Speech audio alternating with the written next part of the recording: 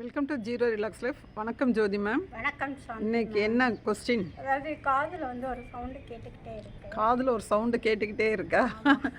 அது சிம்பிள் முதிரை, சிம்பிள் முதிரை இருக்குது, ஷண்முகி முதிரை. அந்த முதிரையோட பேர் வந்து ஷண்முகி முதிரை.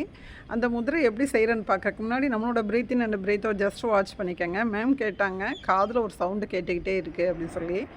அந்த சவுண்டு வந்து கேட்குறப்ப நம்ம இப்போ சொல்ல போகிற அதாவது இப்போ செய்ய போகிற இந்த ஷண்முகி முதிரையை நம்ம ரெகுலர் ப்ராக்டிஸ் பண்ணுறப்ப ஒரு ஃபியூ டேஸ்லேயே நல்ல நமக்கு வந்து ரிலீஃப் கிடைக்கும். காதில் வலி இருந்தால் கூட நம்ம வந்து அந்த முதிரை செய்கிறப்ப அந்த வலியும் நமக்கு சரியாகும். அப்போ அதை தவிர்த்து நிறைய யூசஸ் இருக்குது. அது அந்த முதிரை எப்படி செய்கிறன்றதை பார்த்துக்கிட்டே அந்த யூசஸையும் நம்ம பார்த்துடலாம். ஓகே மேம், இப்போ ரிலீஸ் பண்ணிவிட்டு நீங்கள் என்ன செய்கிறீங்க? இப்போ கட்டை விரலை கொண்டு போய் காதில் வச்சுக்கோங்க. தம்பை காதில் வச்சுருக்காங்க. ஆள்காட்டி விரலை கண்கள் மேலே வச்சுக்கோங்க. கண்கள் மேலே ரொம்ப அழுத்திடக்கூடாது. அடுத்து நடுவிரலில் நோஸோட அந்த நாசிலோட அந்த மூக்கு அந்த துவாரத்தை க்ளோஸ் பண்ணாமல் சைடு வைஸாக வச்சுக்கணும். ரொம்ப க்ளோஸ் பண்ணி அழுத்திடக்கூடாது, ஏன்னா மூச்சு விட சிரமமாயிரும். லிப்பு மேலே மோதிர விரல் வச்சுக்கிட்டாங்க. சுண்டு விரல் ரெண்டையும் அப்படியே கீழே கொண்டு வராங்க. இந்த வாய்ப்பகுதியில் கீழே கொண்டு வந்துடுறாங்க சுண்டு விரலை. இப்போ பார்த்தீங்கன்னா உங்களுக்கு வந்து மேம் நடுவிரல் இந்த மூக்கு மேலே வச்சுருக்கதை நல்லா ரிலாக்ஸாக வச்சுக்கோங்க. ஏன்னா விரல் மடங்கி இருக்க மாதிரி தெரியுது. அப்புறம் வீடியோவில் பார்க்குறதுக்கு தப்பாக செஞ்சிடக்கூடாது.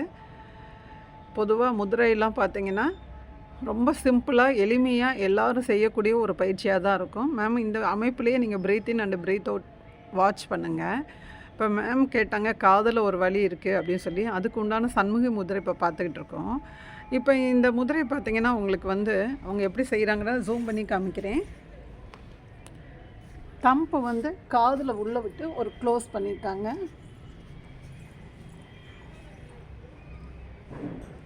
அடுத்து ஆள்காட்டி விரலால் கண்கள் மேலே மைல்டாக கை வச்சுருக்காங்க. மைல்டாக தான் வச்சுருக்காங்க கையை, ரொம்ப ப்ரெஸ் பண்ணிடக்கூடாது.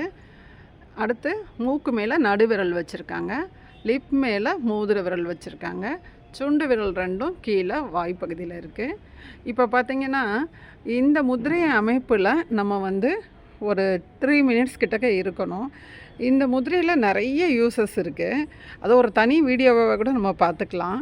மனம் வேறு அமைதியாக இருக்கும். இந்த மனம் வந்து அமைதி பெறும். நமக்கு காதில் இருக்க அந்த ஒலி ஒரு சவுண்டு கேட்டுகிட்டே இருக்கு அப்படின்னு சொல்கிற அந்த ப்ராப்ளமும் க்யூர் ஆகும். நல்ல மைண்ட் வந்து ஃப்ரீயாக இருக்கும், ஃப்ரெஷ்ஷாக இருக்கலாம். எப்பயுமே எந்த டென்ஷன் இல்லாமல் ஃப்ரெஷ்ஷாக இருக்கிறதுக்கு இந்த முத்ரா வந்து ஹெல்ப் பண்ணும்.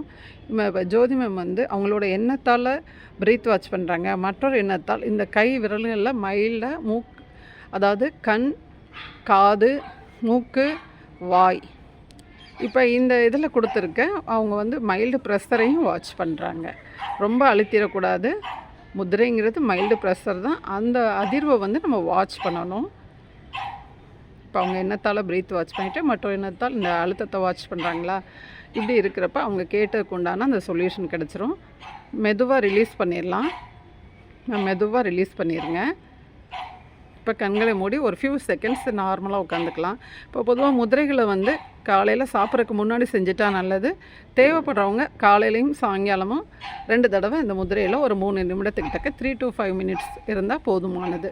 ஆரம்பத்தில் ஒரு 2 மினிட்ஸ் இருந்தால் போதும், அப்புறம் 3 மினிட்ஸ் இருந்துக்கலாம். இந்த வீடியோ பிடிச்சவங்க லைக், ஷேர் செஞ்சு சப்ஸ்கிரைப் பண்ணுங்கள். Thank you ma'am.